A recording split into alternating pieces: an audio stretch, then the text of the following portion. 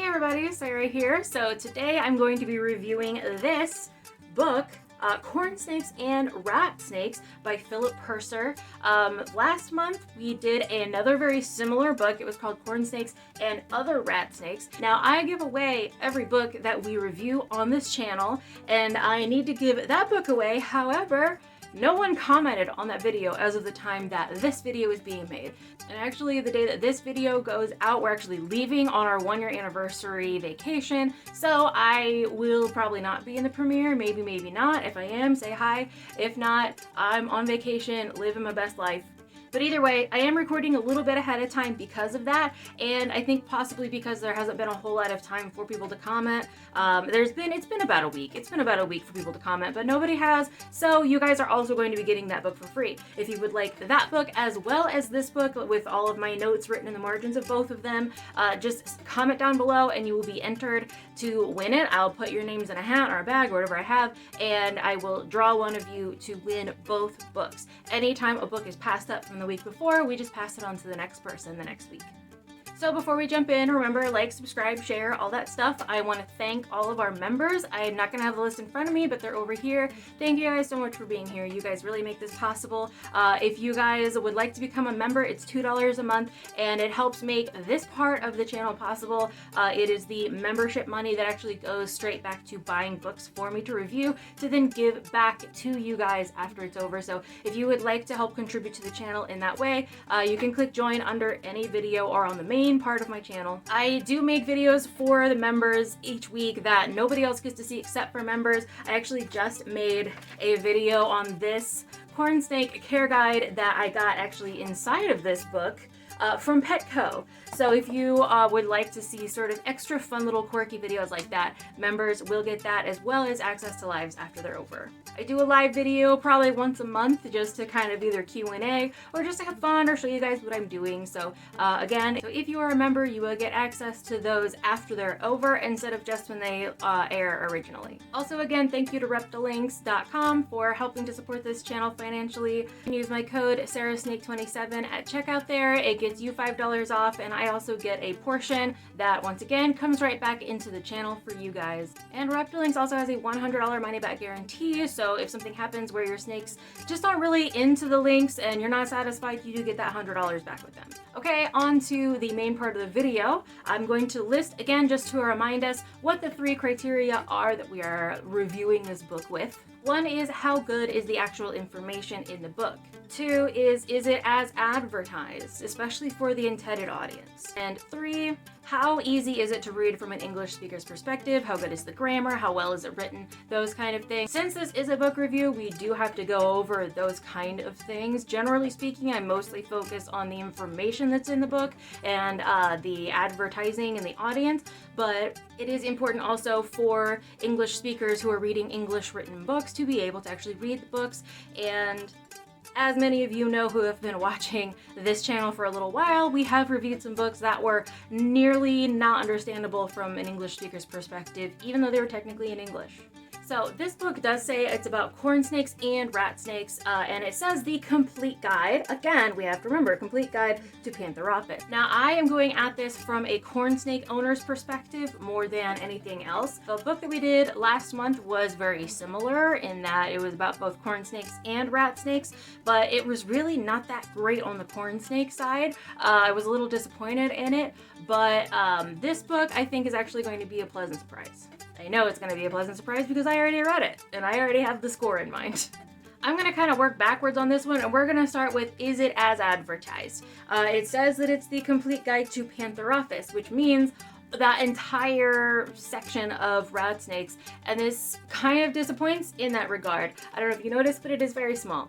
And if something is the complete guide for many different species, we do expect to see complete guides for every single species. Now, the care for corn snakes and other rat snakes is going to be similar, so I am not going to judge on that too much, but it's the information missing from every other type of snake that's not a corn snake that kind of bothers me.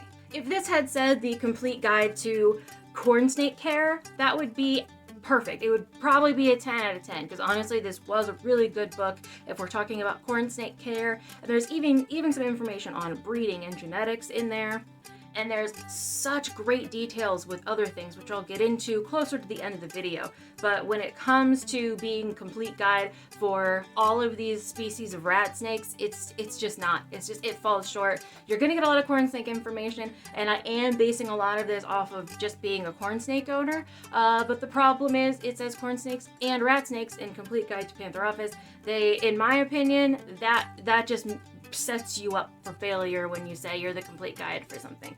So unfortunately, it's a 5 out of 10 in that category. However, it does redeem itself in other categories, which is why I'm going to move on to how easy is it to understand from an English speaker's perspective. I know we're kind of going backwards here, but as far as like grammar and how the book was laid out, it's really, really great. There's a lot of great photos in here, a lot of different comparison photos, and it also has so many different areas that you can kind of look at here. Sorry, one of the pages is falling out, so that's just a reality. It has a lot of these little subsections here that goes over just little extra details that a lot of books do not touch on, and I really appreciate that from them.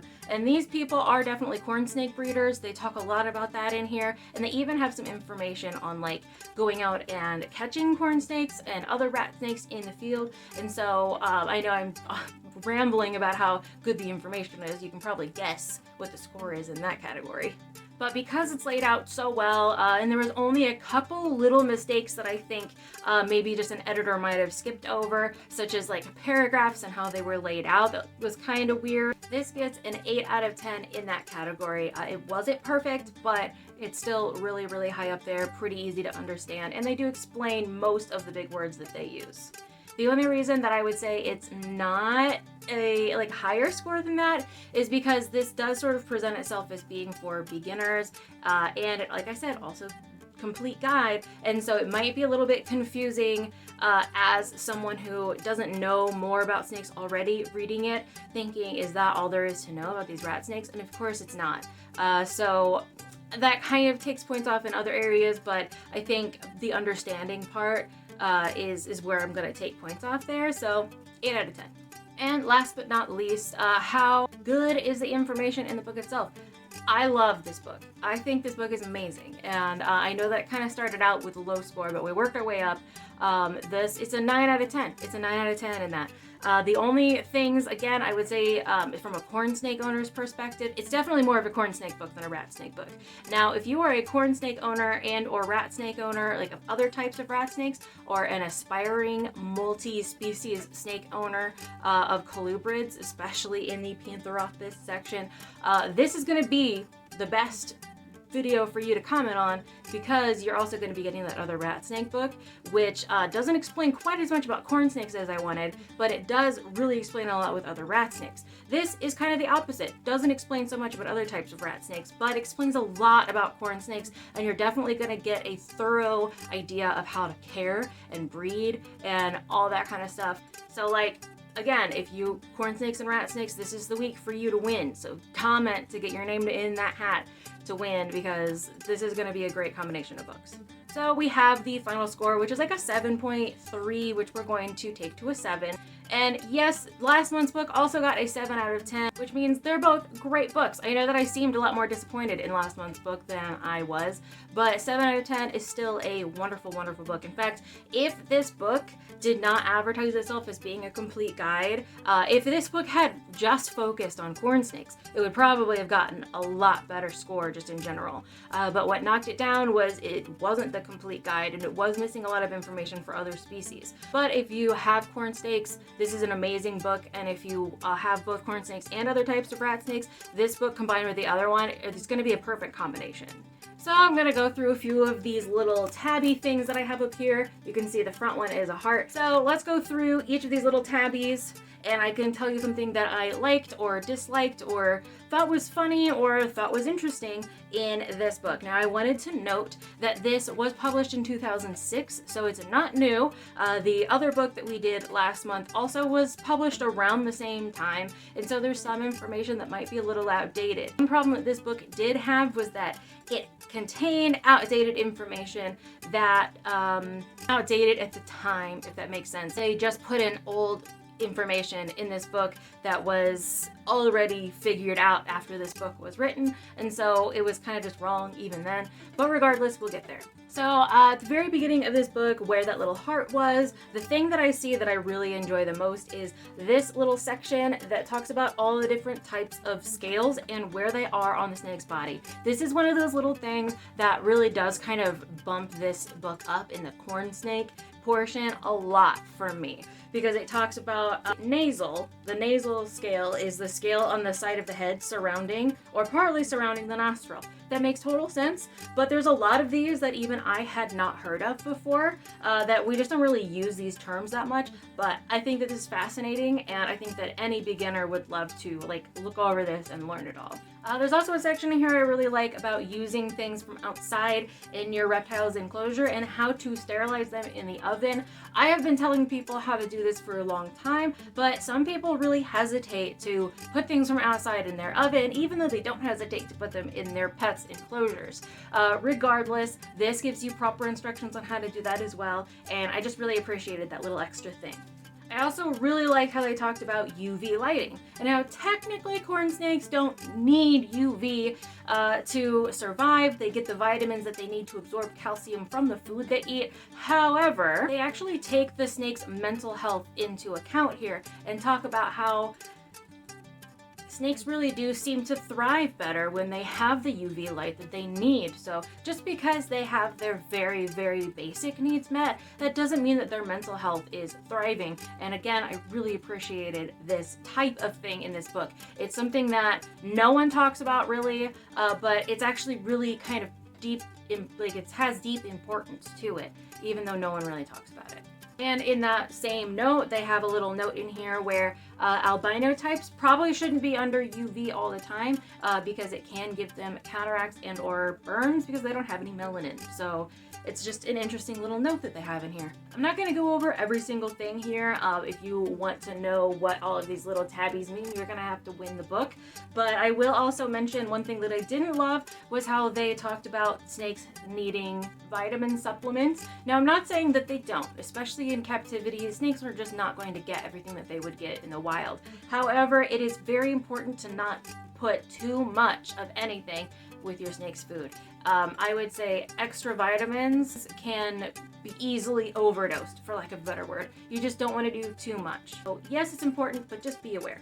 One thing that kind of did knock this down a little bit for me was talking about how to incubate eggs, and they say that a 10-gallon aquarium is reasonable for incubating eggs, and I'm not saying that it's impossible, but there's just so many better options than that are going to be cheaper and that are going to be easier and that are going to have better results. So I'm not going to go over all of that here, but I just kind of want to mention that seemed a little weird to me. I have a question mark next to that one, like why would you say this?